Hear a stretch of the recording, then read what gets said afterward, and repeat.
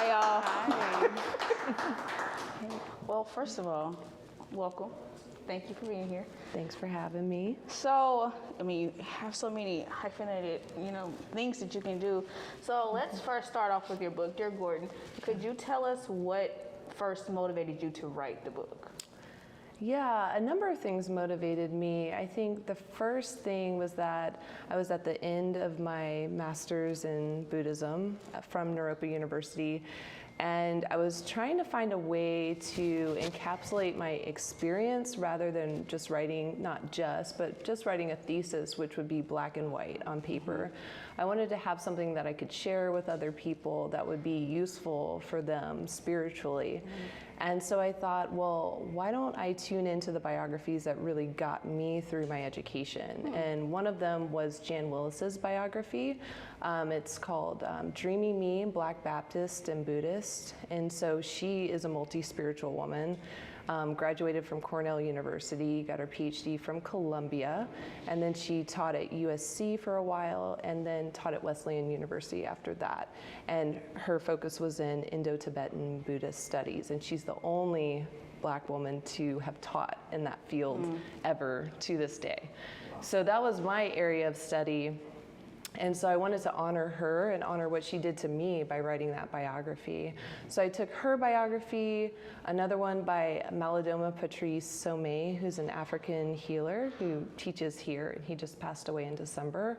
And then a fiction novel called The Joys of Motherhood by Buchi Imecheta. So I was taking a lot of Black feminist ideals, a lot of spiritual ideals about Tibetan Buddhism, and trying to incorporate that with my own spiritual journey and provide something that people could use who felt alienated by their spiritual path or felt like Buddhism or yoga, things like that were white constructions, because they're not. They're South Asian constructions. So I wanted to create something for me and also for everyone else who ever felt alienated by that spirituality in particular. Nice. Well, I had a lot of questions for you, but now I kind of want to follow up with that. Could you tell us kind of like your origin story with Tibetan Buddhism and how you got interested in the religion? It's really interesting because it kind of found me. At the time, I'd been a yoga teacher for almost 10 years, and then I was doing healing work. So I'm trained in a breathwork modality, and I was doing that for people, and then people were coming to me with stuff that was like beyond my expertise. Really, really big problems and big traumas that I had no idea how to deal with. So I looked into a chaplaincy program, like an interfaith chaplaincy program, and I found one at Naropa University, and they offered me a full scholarship to go there. So when I arrived, though, their chaplaincy program was kind of like on the way out, and I transferred into their Indo-Tibetan Buddhist program. And I mean, that's kind of how I made the transition. So it's like Indo-Tibetan Buddhism, the transition from Buddhism from India to Tibet kind of found me in a way, and it gave me freedom to really explore myself, because Buddhism's a little different from yoga studies in that it encourages you to interrogate the tradition. And I'd never in my whole entire life been told, ask questions, interrogate, ask questions. And so whenever I would say something, my professors would be like, yeah. And I'm like, what? I thought I would get in trouble for that. And they were really supportive of me questioning. And so I found a home in that space. Yeah. I love a teacher who encourages questions. I have a lot of questions all the time. So your book is part memoir and part historical narrative. Yeah. Which was your favorite part to write and then explore? That's really, a lot of these things just happen. I didn't sit down and was like, I'm gonna write a book. It was like I would get flashes of images in my dreams, almost like messages from the ancestors that were like, write this down, document this, and it's not just for you, it's for others too. So I can't really pick out, what was my most favorite parts to write because it was almost like I was recording more than anything. So I think the whole process of recording and seeing how it was like coming together, like how the parts of my education were meshing with my own exploration as an artist, writer, visual artist, and then my own background and my own personal story, those things just all coming together was really liberatory and exciting and engaging. And I was tired a lot, I'll be honest, because sometimes I'm like, y'all can't be bothering me at 3 a.m. Like, I need to rest. So I had to set boundaries with the ancestors, which people don't talk about a lot, you know, because sometimes it can be intrusive.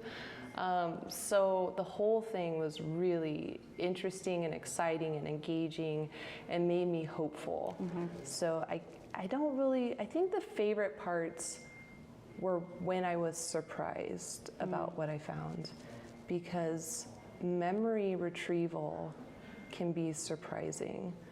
Like, you'd be amazed how many things we hold inside of our bodies, how many memories are there that we haven't thought about. And so whenever I would find something new, like maybe the time I waited for my dad to pick me up and he never showed up, even though that's a sad memory, it was something that was in my body, and it was awakened and liberated because I was able to get it out and write about it in a way that was beautiful. Your voice is so soothing. It just reminds me of a yoga studio. Sorry. I did get acupuncture today, so You're gotta right. chill. I'm real chill. I'm real relaxed. So listen, I love to read, but I feel like if I was an author, I don't know, like it could be more like Orwell, 1984, or Beast of Prey, or Harry Potter, or Percy Jackson. I love so many things, but your book has so many different elements to it. Yeah. It has imagery, has history, has fiction, nonfiction, and so. Are these things that you enjoy reading, or did you feel that to invoke the most authentic experience, you had to tell it in that way? Man, you have great questions, by the you. way. I just have to tell you, thank you. Thank you. So, I was having this, I started the book in late January of 2020 before lockdown and pre-George Floyd. And so I was having all these things come up and kind of about identity. I talk about myself, it's part memoir, but I was really working with accepting the fact that I am fully ADHD, fully. And I was taking a course called Text and Image that welcomed that. It welcomed okay, if you can't tell the story with a poem, tell it with a picture. Trace a photo of yourself when you were a kid, paint into something that you trace, draw a new picture, collage, look at collages. So it encouraged me to use everything at my disposal. And so I have a background in research, my MA's in Indo-Tibetan Buddhism, so I was like, okay, I'm gonna use my research background and put essays in there. And then, sometimes I would just have these moments where I could just write and write freely in a way that was poetic, but it was also kind of prosy. And I was like, well, I'm gonna include that too. And then I was like, oh my gosh, so one thing would lead to another thing. And then I was drawing pictures, and then I was painting, and then I was writing a poem, and then I was writing an essay. And it was just going. And I was able to embrace the fact that that's how I tell stories. And that's how I take stories in. I remember being a kid and just loving picture books. Where have the adult picture books gone? And my friends who are neurodivergent, they're like, we read your book in one sitting. And so I think that, in that way, my book is really inclusive because it's 150 pages, but about 50 pages are images. We love images. I love images. You just can't look away from them. Yeah, it helps tell the story. But can I read a piece from my book? Go for it. So I was just thinking about some of the prose that came up, and this is kind of like a prose poem. And these things were just coming to me, and I write everything by hand. So 100% of this book was written by hand before it came into the physical. And this is a prose poem about where I grew up in Schertz, Texas, outside of San Antonio. City body. San Antonio is a hole with a circle around. Inside lies the city holding confetti, a piñata of synced culture spilling into blood-soaked earth of the Coahuiltecans. The outer circle.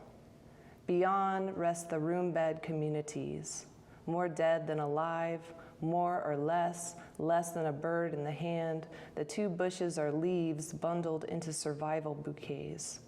A steady grip, grind, raise a family within an inch of your life, red eyes and Old Spice, ride that Ford Festiva into town to buy a lack of rice. Candy from down the block sold from hands of Pakistan into those of German to African. Mexican girls with hot pink ribbons woven into long black braids talk Spanish during recess. Military families fly forward, fly into our hearts through backsides they gone. They carried stories of far-off lands, culture. This town is the city's discarded remains. What wanted to be more than it was wiped clean into what would become Trump country. Where I grew up was the new American experiment, majority white with Mexican and African American influence. Each tolerated diversity differently.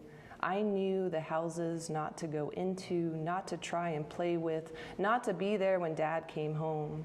For some vague reason, I heard it was because I was Black. I didn't know what that meant, only that I was not welcome. I was to be smaller than the other kids. I was to be quieter than them so I could stay. In the summer, we walked barefoot on pavement sidewalks while wind rustled million-year-old oaks. To the baseball fields, to the pool, to the putt-putt golf course, we played. The neighbor lady with the short red hair watched my every move. Eyes like goldfish bowls, she dissected me. In our neighborhood, everyone knew my name.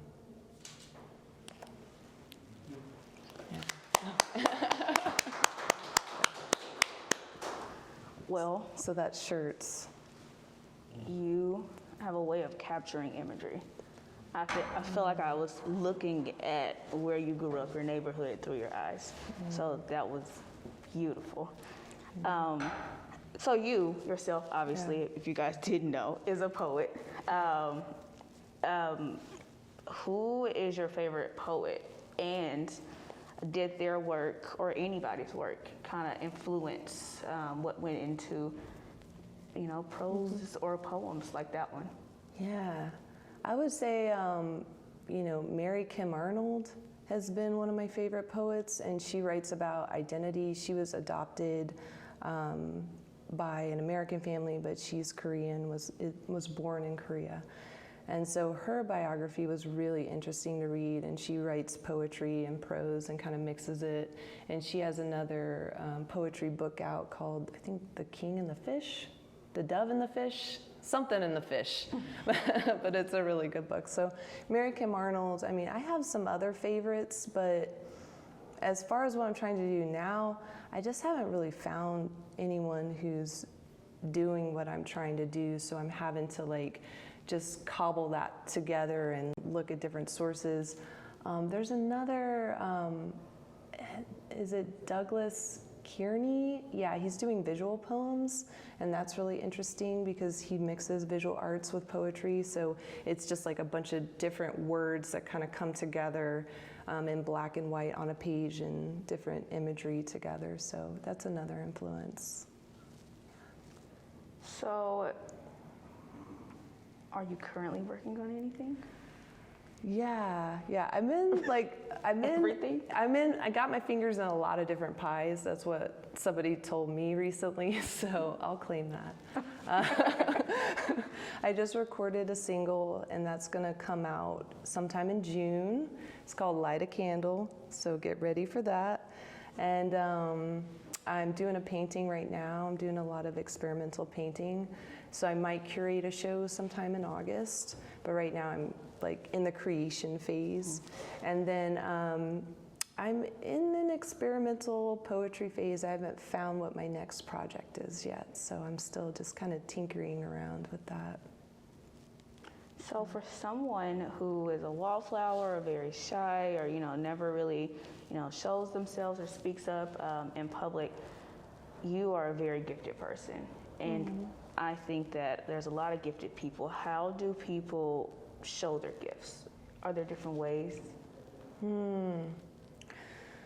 I think that practice doing what it is that you want to do is really helpful. I wanted to play guitar and sing in front of people when I was 24, 25. I was like, I really want to do that. I just play guitar by myself. I want to do it in front of people. And so I did it. I just did it, but it was, I'll tell y'all, it was so embarrassing. I would be literally shaking. And that's something I want to talk about. I think that certain things live in our nervous system, particularly Black folk. I mean, a few generations ago, if we expressed who we truly were publicly and how we truly felt and expressed what we actually knew, we would be physically harmed. So it's a matter of survival that lives in our nervous systems to not be confident when we're speaking, to be shy, to hide what we know. And so I realized that shaking, and it was literal shaking, someone would come up to me afterward and be like, we saw you shaking. And it's I was like, I know, but I want to get over this, so I'm just going to keep doing it. Teaching yoga, when I first started teaching yoga, I mean, it was like my heart was going to exit my chest. It would beat so hard and so fast. And I just had to tell myself it's because I wanted to do it so bad. And I would just let that be seen, and whoever wanted to comment on it would comment on it. But after a while, it's like my nervous system got over it. It was like, no, this is what we do. This is part of our practice, is showing up in this way. And so I don't get as nervous anymore. So I think a lot of the shyness we internalize as being ours or being an impediment or being a problem, and not contextualizing that a lot of that comes from intergenerational messages and current messages we've had about the way that we should show up in the world for our own survival. Well, that is all that I have for you. Thank you so much. And now we're going to open it up to the audience. Does anyone have any questions? This is the hard part. I got 3. That's why I looked at Alex. Oh, it's sweating under this belt here. Splash Brothers, you got the first one. Y'all can go back to back. So my first question was kind of related to what Kaylin asked, so I'm going to ask my second question. My second question you just touched on was, a word. What you shared about how our responses are a part of our DNA, like our responses to trauma, and they are spread throughout generations. But I was just researching something that spoke to that idea, and it speaks to the how Black people are seen in this world, and especially in the United States. So what I read was that we put on, during the institution of slavery, we put on masks of simple-mindedness for survival. Mask of loyalty, mask of servility, mask of lack confidence, that dehumanize, right? And that is what we did to survive, but it is also what white people base their perceptions of Blackness off of. And it becomes our reality. So can you speak to that a little more, because that was heavy what you were just sharing. I mean, the first thing that comes up is Bell Hook's Sisters of the Yam, and she talks about that. And I think she frames it as like the lie that we had to tell in order to survive. So if we frame it in terms of lies and secrets, I think one way to interrogate that is internally. And I mean, going back to the training in Buddhism, it's not only an external interrogation, it's an internal interrogation within the meditation practice of being like, What are the lies I've had to tell myself in order to make myself make sense in the context of how I'm reflected? Because how I'm reflected by whiteness is not necessarily who I am. But if that's the only reflection I see constantly, that becomes my reality. So my practice, my seated meditation practice, becomes one of interrogating the ways that I've lied to myself in order to make their reality make sense. And then the work comes in constructing the new reality and actually enacting that in the real world. That's where the nervous system gets disrupted. So one thing I take is a signal that I'm moving in the right direction, even though it doesn't always feel good, is like, how is my nervous system reacting? I must be pushing up against something good. I must be pushing up against the reflection I was told I was supposed to be if I'm having this reaction here. So I guess that's really all I can say about that.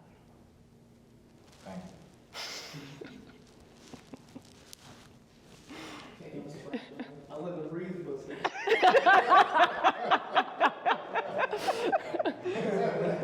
Appreciate that.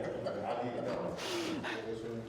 my question, one of my first questions is, what religion did you grow up on? I grew up in the Lutheran Church, Christ the King Lutheran Church, CLC, and that was really interesting. I love ritual just in general, and I would say that Jan says this in her biography because, she is an official Buddhist. I have not taken vows, bodhisattva vows, but she has, and she's been baptized in the Baptist church, and she was like, look, I was on a plane, the plane was going down. I thought I was about to die. And I prayed to God. I prayed to God. After 20 years of Buddhist practice and being a Buddhist practitioner and thinking she was Buddhist, she's like, I said, God help, take care of my soul. So she said that that's a signal. When you're in times of distress, who are you going to? And I bring that up in my book. Like, I hear a lot of people being like, well, I'm atheist or I'm agnostic. And I'm like, well, there's a particular part in the book, I'm like, when it gets real, who do you run to?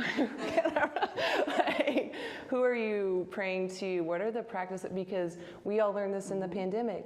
We need some kind of practices to get us through those big times of grief. We need something real that works to get us through. So, I grew up Lutheran, and I do have a prayer practice, and I also have a meditation practice.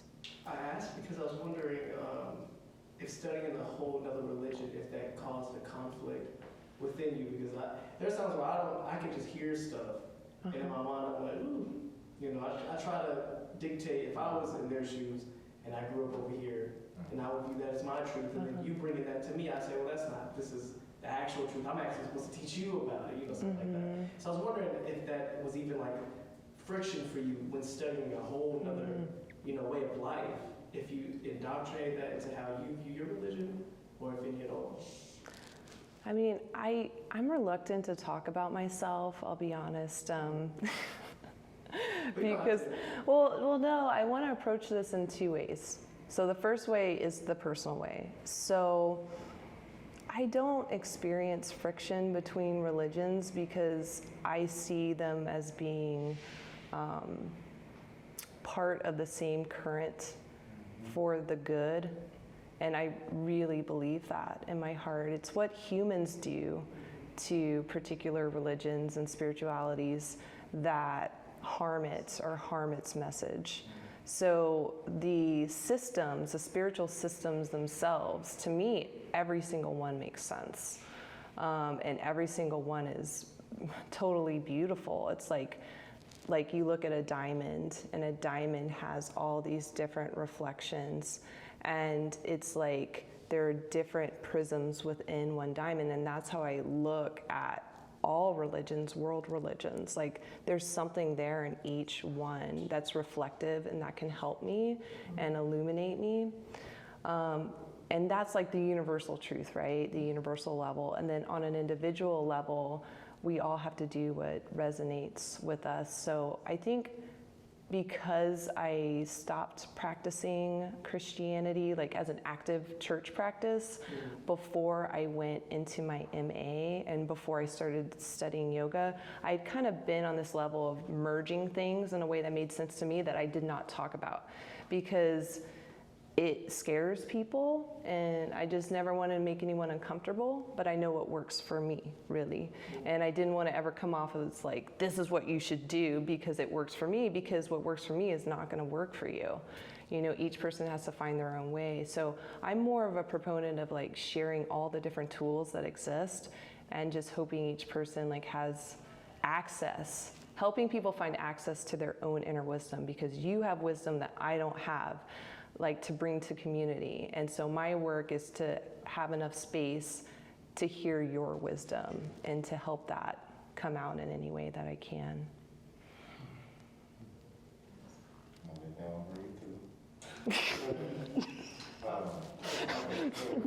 I'll say my second question is, in the STEM world, it's really easy to see what I can ask you what are you looking forward to, and you can say, oh, what they're working on this technology or something. Yeah. But in the art world or creative space, what's something that someone like me who's not in that discourse, what's something that excites you that you feel like is bubbling or you're waiting to see this pop and be the new thing or, you know, the new advancement in the art space? Wow. You know, I'm like this person that like, I'll find an album from like the 70s and it's brand new to me and I'm like, oof, that just hit me. It's so good. I think I just went to the Dirty South exhibit at Crystal Bridges. Have any of y'all been yet? Oh my goodness. I mean, it was so good. It was so good because it reminded me of things I grew up with that haven't been old enough yet to be nostalgia, but they are. So like an old mixing machine, like with the circle, it was in a glass case. I'm like, that's where it belongs because no one really uses that anymore. But that's how samples were made in the 80s and 90s. I remember seeing people using those. So I'm like, it gave me a piece of life. And I guess I say that because there have been a lot of treasures. So in my book, I talk about treasures. In the Tibetan Buddhist system, they call it terma. And it's sacred scripture that's discovered by different spiritual practitioners. And I think of what has already been created as treasures left behind by our ancestors. And the people who have said that has value are now curating shows in the art world. So there was one, I think her name's Renee Stout, and she's actually contemporary. And then there was another artist, I can't remember her name, but she was a musician, poet, preacher, and visual artist. And they had all her stuff there. And this was in the 20s. And so she was just singing spirituals to tambourine. And they had her music playing. And then Renee Stout had this like healing table. I think the name of it was like, she keeps her healing table very clean or very neat. And there were like bones and feathers and different things, like a prayer book that she had handwritten. So I guess like what I would like to see more of is like retrieval, in particular of Black folks' creations around religion and spirituality in like the 20s and beyond, or in before that period, because there was so many artistic creations that validated me in a way that I didn't even know that I needed to be validated. So as far as technology, I think that drawing upon the older technology is what I want to see more of. Thank you. Thanks for asking. So I have a question. Going back to like your writing of the book. Yeah. Because you pull from so many different parts of yourself, how do you define boundaries? How do you know when the beginning and the end is of your work? The beginning or the end of the book, or a particular transmission, or both? Both, all of it combined. Wow. Yeah, that's a big question. As somebody who struggles with fatigue, you know, and I don't know if y'all know about fatigue. Is it just me? I'm tired. How many of y'all are tired? Like, be real. Just like, okay.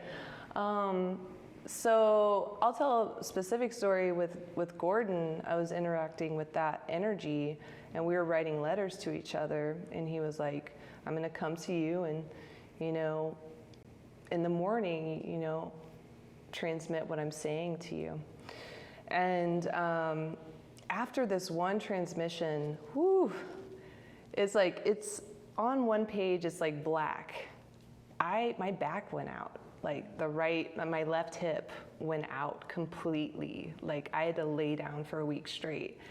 And I wrote a letter in my journal to him, was like, we got to cut this off. We can no longer communicate because it kind of went past a boundary.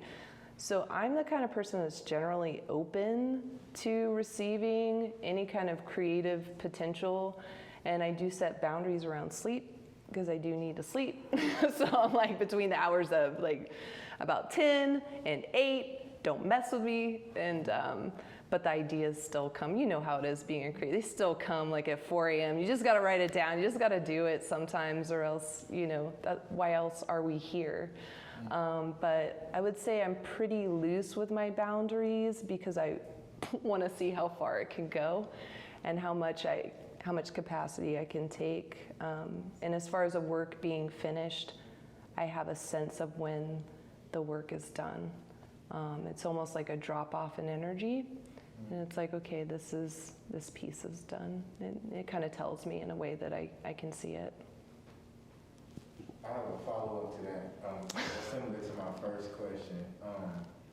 How do you determine what creative mode to use? I just listen. And I look at what I'm already doing and what I'm already drawn to. So this semester I was able to get into a class called Drawing Projects, and in the beginning I was like, what am I gonna do? It's an advanced drawing class. I haven't even taken beginning drawing. I don't even know how I ended up in that class, actually.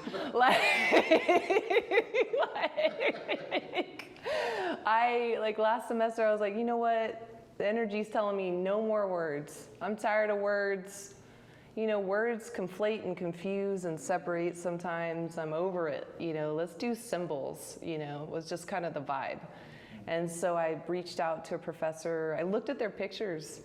I was like, I'll get a vibe. And I saw this one woman's picture. I was like, she's the one. I emailed her. I'm like, hey, can I get up in this class for credit? She's like, yeah. And so I did all the paperwork, got in the class, and then I'm in the class, and these people are talented, by the way.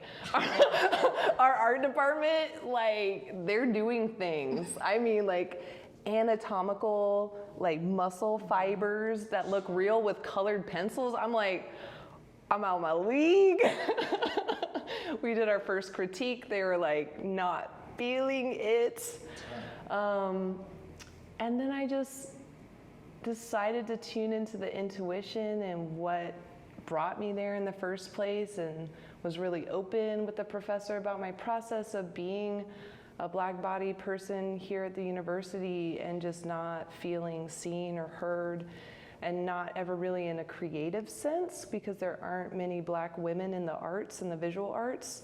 No one ever told me, hey, you have a natural inclination toward abstracting and abstract painting. Maybe you should do this. No one ever even told me I should be a writer, really. All these things I had to self-validate. And as soon as I opened up to her about that, she kind of opened up a world to me where she gave me permission to trust my intuition and just create without even thinking. And I am flabbergasted by some of the things I didn't even know my hands could do. So I think it's all about listening, trusting your gut, following your intuition, and moving in the direction of what you're already doing and what turns you on and makes you feel alive, and moving more into that direction. So if it's painting one day, if it's music another day. Sometimes I haven't picked up the guitar in I don't know, I don't want to say 6 months, more like 3 months. And that's a long time for me, but the Spirit's no, we're doing this now. Yeah. Any final words? Has it been like an hour? We just got into a cipher. Yeah. I have a question. So, and I apologize, the Dear Gordon, who is Dear Gordon? That's a fabulous question. So this image was appearing in my mind when I was about to write this book that I didn't know was going to be a book, and it was of Gordon's back. So if you remember, does anybody know what Gordon's back is or what it looks like? You do, you just don't know. You do, you just don't know. So I had this image in my mind of a man sitting like that with scars, whipping scars on his back. But I was like, where did I see that image? Because I should remember where and when I saw that. And I couldn't name when or where I saw it. And that broke my heart.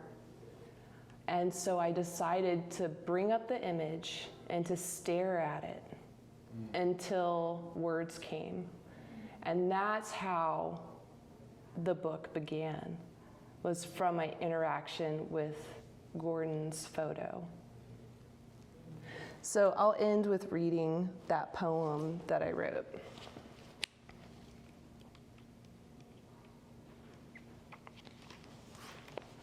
It's called Peter Takes a Seat. I avoided the task for weeks. When the idea came to describe him, it immediately became the most neglected item on my writing to-do list: avoidance. Relating brings up too much, the cold freeze of dumbness or dimness. He sits, poses for the photograph, black skin, colored not brown, not mulatto, a beautiful shadow. His image warm in brain and blood, a stud of a man with his back sat diagonal, eyelids down. I imitate his posture to occupy new territory, the placement of his head turned away gracefully to describe his feeling. Was this the first time he was photographed? Look at what they did to me. I dare you to turn away.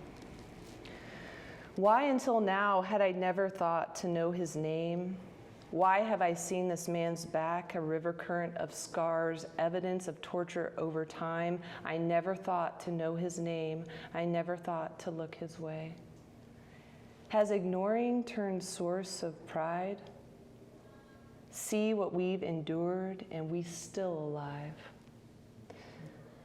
I'm sure I've not seen him until now, until today, before in mind. I Google black man with whipping scars. It says, no connection, try again, yes. He enters the space between memory and breath. They've named him Whipped Peter, escaped slave out of Baton Rouge. They've named him after his abuse.